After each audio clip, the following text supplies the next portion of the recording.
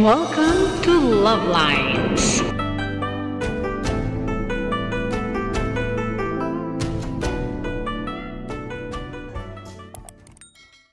Good morning, Philippines! And hello world! Araw ng linggo.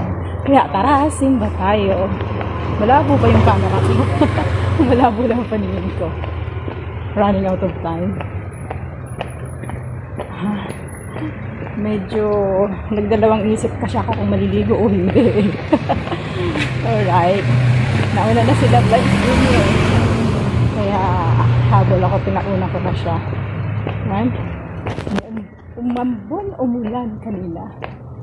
So, gamit ko yung aking shoe. The OTD for the day. Ayan.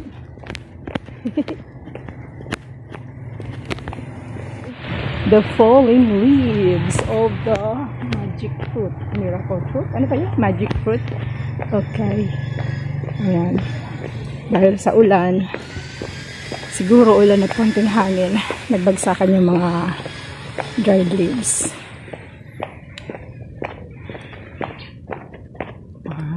The gumamela. Ganda ng gumamela.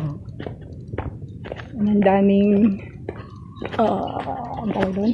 Aloe vera. Mangga. Wala nang bunga. Tapos na ba yung bungahan ng mangga?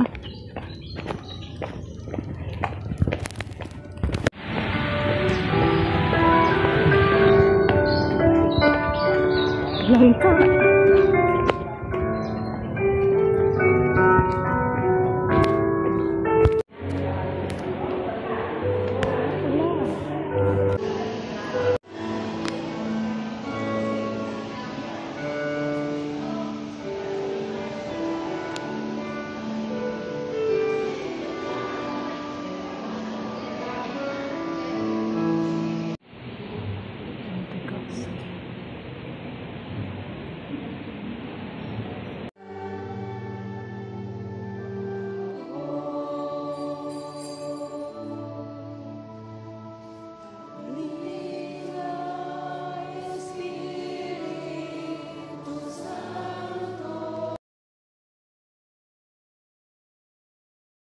Ang banal ng Espiritu Santo.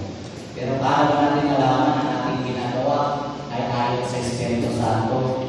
Balikan po natin ang katotohanan na ang kalooban ng Espiritu Santo ay laging kabutihan. Laging nag-iingat na manakit ng kapwa sa isip at damdamin. Yun po ang pag-ilos ng banal ng Espiritu Santo. Ang pagdadala sa atin sa kabutihan at kaligtasan. Amen? Amen. Si Kristo, sinabi niya, huwag kayong umalis, hintayin niyo na dumating ang regalo ng pangako ng Ama. Kaya nagkaroon ng lakas ng mga apostoles dahil nagkaroon sila ng regalo ng banal na Espiritu Santo. Hindi talaga kaya na gawin ang misyon ni Kristo na wala ang banal na Espiritu Santo. Hindi kaya na kahit lang ang lakas natin. Kailangan natin ang kanyang banal na Espiritu Santo. Kaya tatanungin ko kayo, anong espiritu mayroon kayo?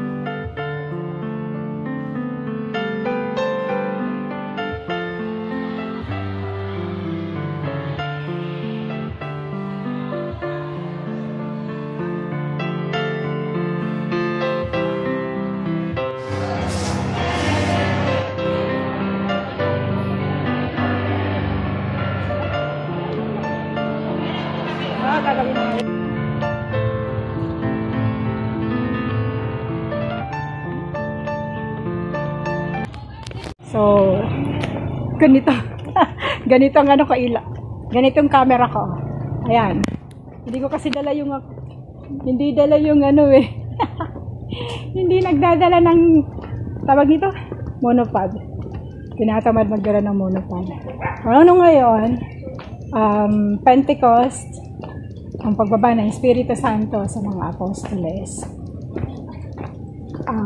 Ang buod ngayon ay word for the day is peace, love, yung ano yan, pagmamahal, pagtutulungan, ano pa ba yun? Wala, nakalimutan ko na yung isa. Inisip ko yan. Peace, unity, and ayan, pagtutulungan na. So, nagtutulungan. Yung mga apostoles, binigyan sila ng nung bumabas kanila Espiritu Santo, nakapagsalita sila sa iba-ibang wika. Tapos, nagtaka nga yung mga tao doon. Bakit nagkaganon? So, walang imposible sa atin daw. Walang imposible sa Espiritu Santo. Tapos, tinanong ni Father kung ano yung Espiritong meron sa atin. Kung nakikita ang result ay kabutihan, so Espiritu Santo yan. Kung magandang samahan sa pamilya, Espiritu Santo ang namamahay sa inyo. Tapos, nabanggit niya rin na yung mga pare kasi nga, binigyan sila ng authority, yung mga apostoles, ang patawarin nila ay patatawarin, at ang hindi patawarin ay hindi patatawarin. Yun ang power ng pare, ng mga representative na binigyan ng authority na ating Panginoon, mga apostoles, na hindi naman nila pwedeng abusuhin. Yan ang sabi ng Padre. Mangumpisal, kasi binigyan ng karapatan ang mga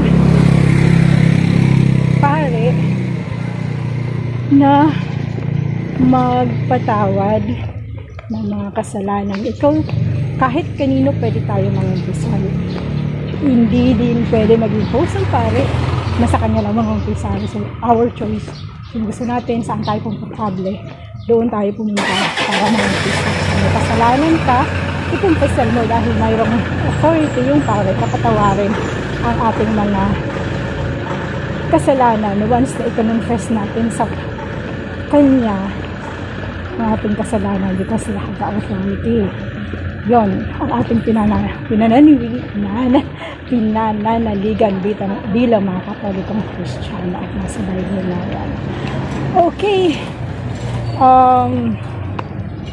Kaya nakabagdagdag ng reflection. You can put that on the comment section. And congratulations to all of us na nakapagsimba.